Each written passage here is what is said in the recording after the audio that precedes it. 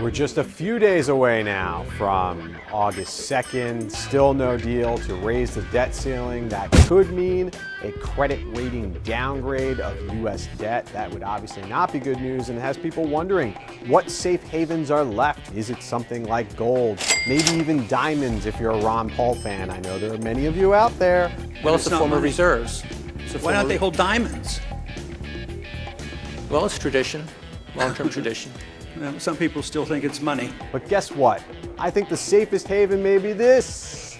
Yes, the iPhone, Apple. Apple stock over $400 earlier this week. It's pulled back a little bit, but Apple is doing extremely well, unlikely to get crunched by any of the lunacy going on in DC. I think it's a good point that investors need to realize. Don't panic. There are many quality companies out there.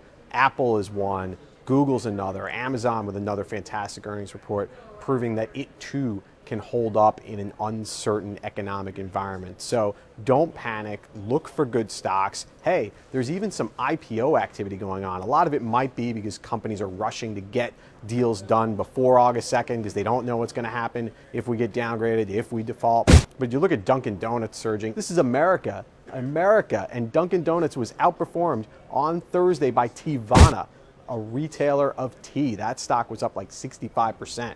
Not so sure I'd call either Dunkin' Donuts or Teavana safe havens necessarily, but investors showing an appetite for IPOs. And to wrap up, we all talk about what's going to happen to Treasury bonds. The 10-year yield is still below 3%. Maybe the bond market is sticking its head in the sand, but so far, even bond investors aren't all that worried about the possibility that the debt ceiling may not be raised, that we may default. You're still seeing this flight to safety into Treasury bonds. I think the notion is even if the U.S. Treasury bonds are rated AA instead of AAA, hey, that's still not Greece.